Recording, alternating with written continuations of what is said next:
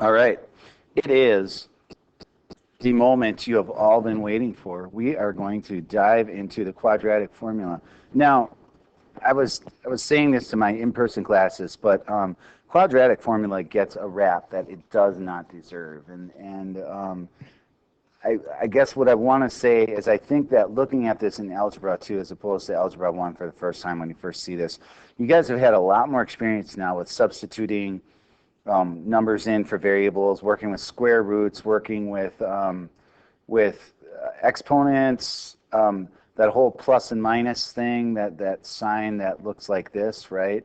You know, that stuff like that. These are all things that you've had repeated exposure to now.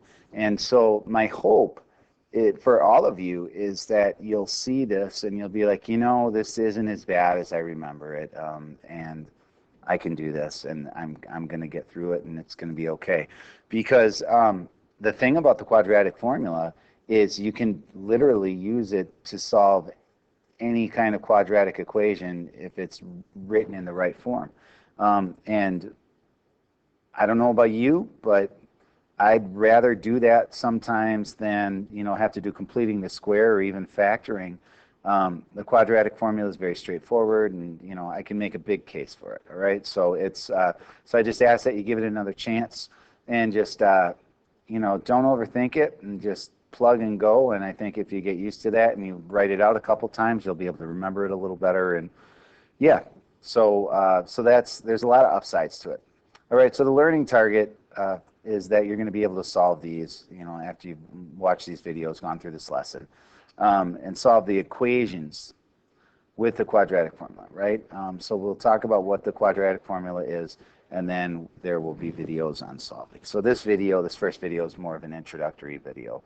So let's take a look at this. So this says for any quadratic equation written in the form ax squared plus bx plus c equals 0, the solutions to the equation are given by the quadratic formula. So you'll notice that it's kind of hard to tell with the coloring, but a is the coefficient in front of x squared, and you'll see that a shows up here and here. B is the coefficient in front of x, and it shows up in 2 spots. And then c only shows up in 1 spot.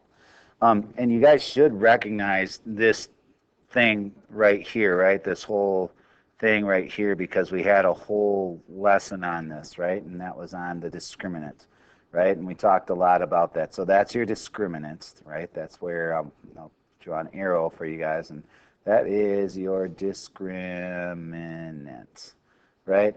That's where that thing is. It's under the radical sign, which is why we can use it and give it predictive powers over the number of solutions and the kinds of solutions. But this is the whole thing. And so something to kind of understand about this is you'll notice that there's a plus and minus here. So the quadratic formula is designed to be able to give you 2 solutions, right? And so it's got this solution right here, right, with the plus, and it's got the same of everything but with the minus. So it's technically this. You've got this version of it, right?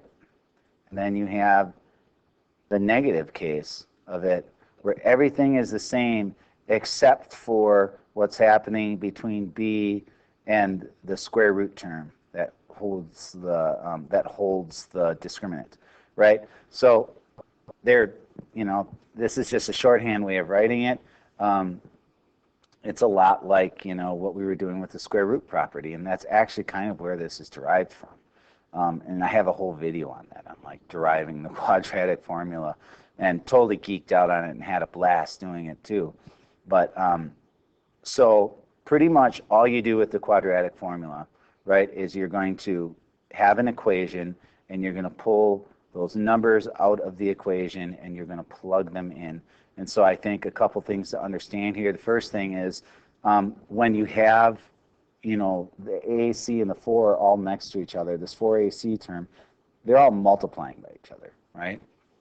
And 2 and a are multiplying by each other, right? Negative b is you're taking whatever b is and you're taking the opposite of it, right? That's kind of, if you think of this negative sign, if it confuses you that way, then just think of it as opposite. The opposite of what B is, right? So if B is negative, the opposite of that would make it positive. And if B is positive, the opposite of that would make it negative. So just a couple talking points on this before we start driving into this. And then the other thing that's kind of important to talk about is this note down here. This is kind of like your disclaimer, your warning, right? And what it says is, before using this, you must make sure that the equation is in standard form. And the standard form that they're talking about here is something you guys are all very familiar with. And we used it in the last lesson when we were talking about discriminants. We said that you have to have this in this form in order to do that. So you guys should actually have a little practice by this point at doing this and getting it ready. So pretty much it's got to be in this form and ready to go. And if you have to move some things around, then move some things around, but just get it right here and get it where it needs to be. And then you can start plugging in. Okay, so I think that's enough talking about this. Next video, we are going to start solving some of these, all right, and using this and just getting some general practice with using this.